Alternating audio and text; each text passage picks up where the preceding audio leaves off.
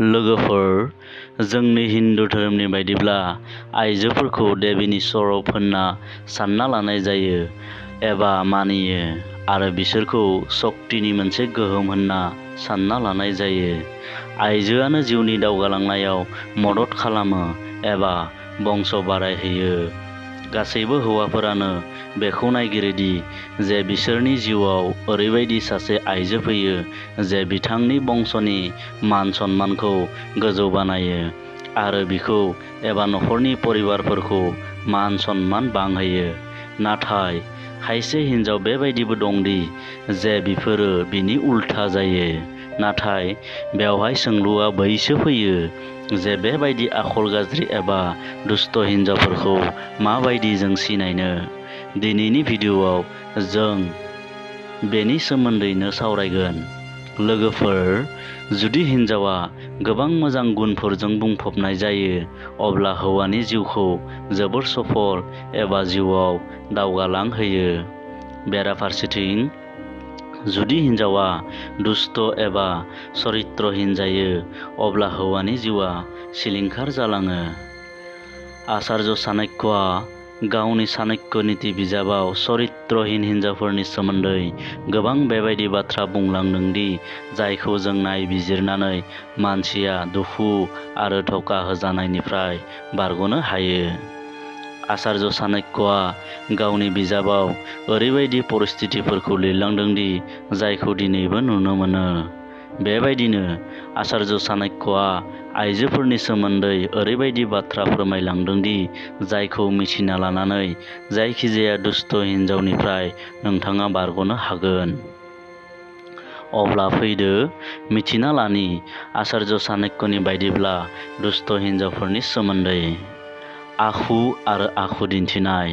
लोगोफोर, बयनिख्रुइबो आगोल जुदि सोरबा हिन्जावनि आखु आरो बेबहार खालामनायफोरखौ नायनानै मिथिना लानो हायोदि भारतनि प्रसिद्ध ग्रन्थ चाणक्य नीति बायदियै बेबायदि गोबां आसार आखु एबा बाथ्रा रायज्लायनायनि आखु दं जायखौ नायनानै मिथिना लानो हायो।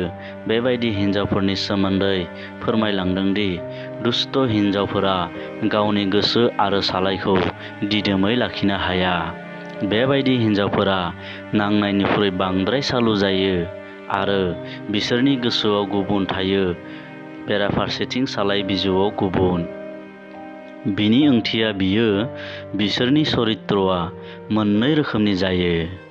बेल' नङा, बेबायदि हिन्जावफोरनि चरित्रआबो गाहाम जायानो होनना बुंनाय जादों। बेबायदि चरित्रहीन हिन्जावफोरा सासेनिख्रुइ गोबां हौवाफोरजों आथोन जालायनो एबा सोमोन्दो लाखिनो इसेबो सम लाया होनना बुंनाय जादों। नाथाय हौवाफोरा बिसोरनि बेबायदि आखलखौ नुनानै बांसिन मोहिनीसो नांबावो आरो स्वभाब चरित्रजों बिसोर नुनायाव बिसोरखौ जोबोर मोजां नुयो। बेबायदि हिन्जावफोरा जोबोर दुथाङै एबा सैथानै गावनि खामानिफोरखौ जाफुंहोयो। बेबायदि हिन्जावफोरखौ गोबां हौवाफोरा मोजां मोननो हमो आरो गासैखौबो बियो गावनि महर आरो गोदै राव रायज्लायनायजों मोहिनी फोनांना लायो। नांलाय सुलि। लोगोफोर, जाय हिन्जावफोरा फिसा फिसा बाथ्राफोरावनो नांज्लायो बिसोरनिफ्राय इसे जानखार जाना थानायानो मोजां। बेबायदि हिन्जावफोरा धैर्य थानाया नामावल'सो आरो सिगांनि मानसिखौ इसेबो बुजिनो नाजाया। खायसे हौवाफोरा बिखौ मोजां मोननायनि मोनसे बाहागो सानना लायो, नाथाय बिसोरो सांग्रां जानाया मोजांदि मानोना बेबायदि हिन्जावफोरा नोंथांनि जिउखौ थेर बेथेर खालामजोबनायाव बारा सम लाया। बेबायदिनो खायसे हौवाफोराबो बेबायदि दं जेराव हिन्जावफोराबो बैफोरबायदि मानसिनिफ्राय गोजान जाना थानांगौ। चाणक्य नीतिनि बायदिब्ला जाय हिन्जावफोरा गावनि खोथा बुंनायाव लागाम लाखिनो हाया बियो गावनि रिश्ताफोरखौ एबा सोमोन्दोफोरखौ थेर बेथेर खालामजोबना लायो। बै हिन्जावाबो बेबायदि दुस्त श्रेणियावनो बाहागो गोलैयो। बेबायदि हिन्जावफोरनियाव मालायनि खोथा खोना संनायनि इसेबो धैर्य थाया। बियो जोबोर थाबनो उल्था फिननाय होफिनो। बेबायदि खामनायनि थाखायनो बिसोरबादि हिन्जावनि जिउआ सिलिंखार जालाङो। लुबैसुलि एबा लभिया।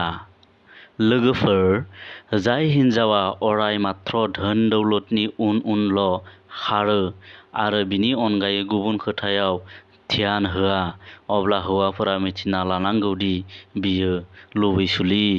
बेबायदि हिन्जावफोरा मात्र धोन दौलतखौ नायनानैसो सोमोन्दो बानायो। बेनिखायनो बैबायदि हिन्जावफोरनिफ्राय जानखार जाना थानांगौ। सोलेरारि महर।